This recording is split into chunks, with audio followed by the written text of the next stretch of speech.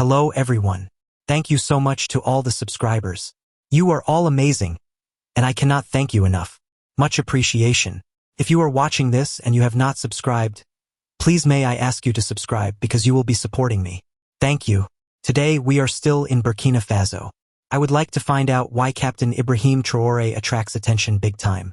Burkina Faso's Ibrahim Traore seized power in a military coup in 2022, becoming the youngest leader in the world.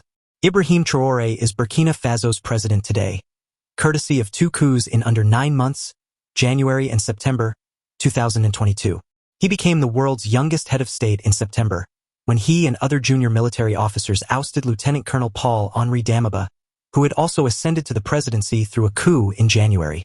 Justifying why they were removing Damiba from office, Traore said in a televised address on October 1, 2022, that the embattled head of state had failed to tackle the perennial problem of insurgency. Damiba, 41, had been ousted by Traore, who was 7 years his junior, and 2 positions lower than him in the military chain of command. In the military hierarchy, Traore is in the rank of captain. There are 3 ranks above the captain. They are commandant, lieutenant colonel, and colonel respectively. Being a former French colony, Burkina Faso adopted France's military command structure. Whereas many people describe Traore's rise as meteoric, within the military circles his rise to the top was just around the corner.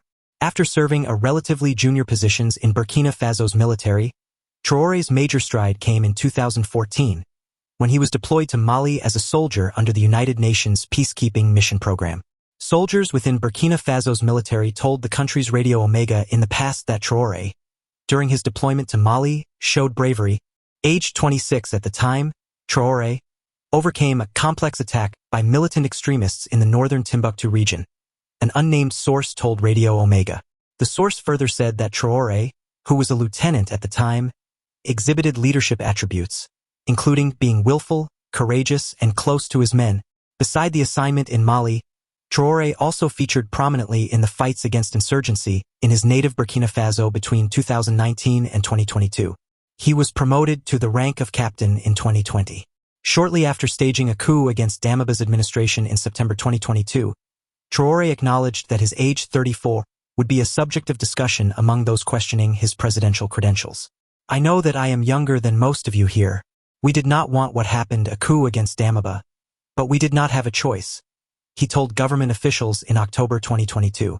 The international shine on him appeared to have faded until July 2023, when he accompanied 16 other African heads of state to St. Petersburg in Russia for a meeting with President Vladimir Putin, who had organized the Russia-Africa Summit.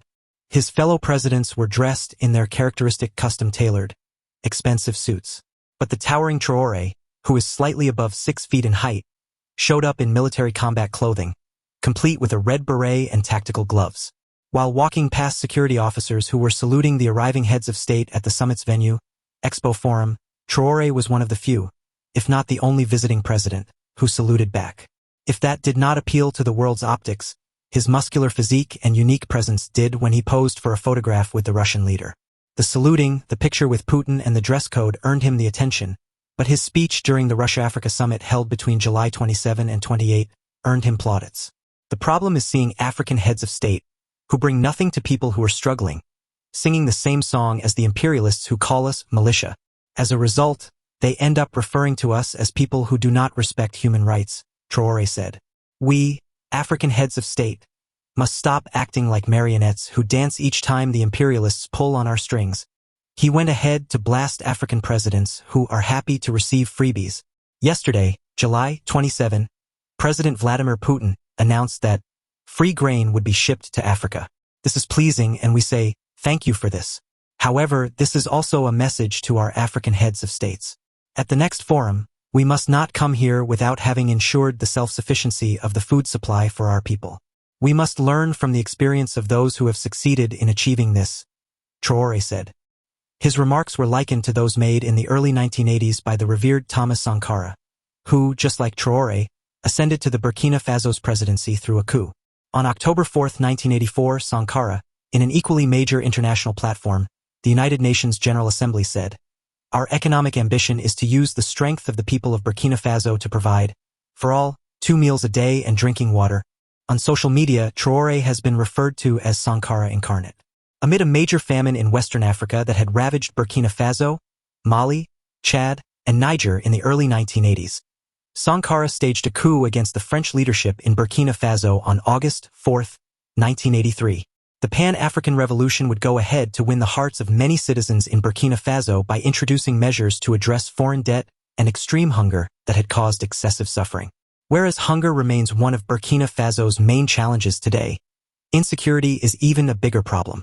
Traore has pledged to fight extremist violence and has called for support from new allies, including Russia. He says his soldiers need training, equipment, and intelligence gathering to up their game against the militant extremists. Amid the high praise, some political observers say that Traore has not yet done something concrete for the people of Burkina Faso to draw the strong approval.